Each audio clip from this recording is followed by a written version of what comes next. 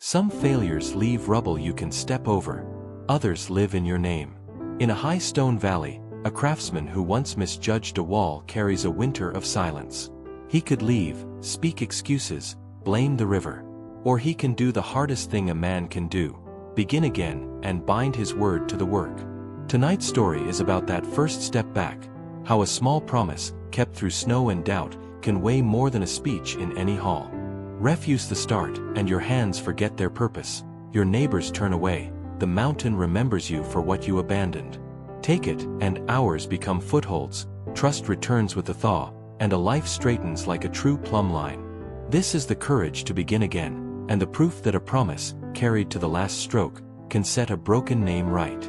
For all watching. In the year 1500, the hamlet of Brackenford clung to a ravine where the river chewed rock and fir. Thomas Hale, a stonemason with an unsteady season behind him, kept his hood low. In autumn, a retaining wall he judged good enough slumped in rain, spilling a cart and barley into the water. No man died, but his name bent. He worked apart, mending stiles, sharpening tools, avoiding the mill path.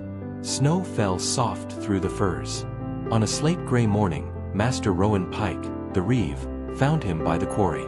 "Winter needs walls that hold," Rowan said. "Will you stand your work up again?" Brother Martin, the priory's ledger-keeper, listened, hands tucked in sleeves. Thomas could have spoken of soft lime, bad weather, hurried hands. He bit back hard. "Show me the break." They stood at the river's turn where the south bank had caved. Thomas knelt, thumbed the seep, marked a line with chalk on wet stone. He set his plumb, listened for the river, and measured what pride had guessed. "I began this wrongly," he said, voice low. "I'll begin again." He gathered oak wedges, rawhide, and a quarry cart on good axles. No boasting. He worked by tallow and daylight, clearing silt, laying drainage, cutting stones to seat true. He returned a borrowed hammer to Brother Martin's bench at dusk and asked nothing. Men paused but did not speak. Rowan nodded when Thomas set a French drain. Shame loosened its hold as the work found order under his hands. At first light, Thomas Hale bound himself to one promise: rebuild the south wall before the thaw. He kept it like a prayer with tools. Each dawn he struck the frost from his mallet, warmed lime by the brazier, and lifted only the work the day could carry. One course seeded, one weep-hole cleared, one stone trimmed to the plumb. He spoke little, he weighed much. He counted breaths, not boasts, and let the plumb quiet his haste. Snow came blunt and heavy. He set hurdles of brush to break the wind and kept sacking over fresh mortar. When the river rose and taunted the footing, he lashed timbers with rawhide and waited for the water to fall rather than rush and ruin what was green. Murmurs wandered the bank. Thomas kept to the line he had chalked, eyes steady as the plum's still thread. Brother Martin brought broth and said, "A ledger holds what is finished." Thomas answered by setting the next stone, tapping until the ring turned true, brushing grit from the bed with the back of his hand. Brother Martin said nothing more. The steam from the bowl drifted and was gone. Master Rowan tested him with a harder measure. "Leave it a day," he said, nodding at the wall.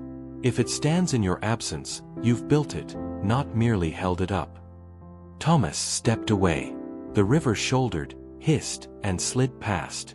The wall stood, quiet as a kept oath. Thomas exhaled once, then turned back to his bench and whetstone. Day bled into day. He returned borrowed tools on time, sharpened his chisels before sleep, and gave thanks in the quiet. When joints whispered of voids, he lifted them out and set them right. No shortcuts. No speeches. Only the rhythm of honest weight, the soft thud of mallet to wedge, the wet breath of lime in the cold. At the first true thaw, the river ran brown and fast. The south wall did not budge. Carts creaked over the bank road, barley passed dry. Men tested the stones with boot heels and smiled with their mouths closed. The hall's talk shortened, the valley seemed to breathe through open doors.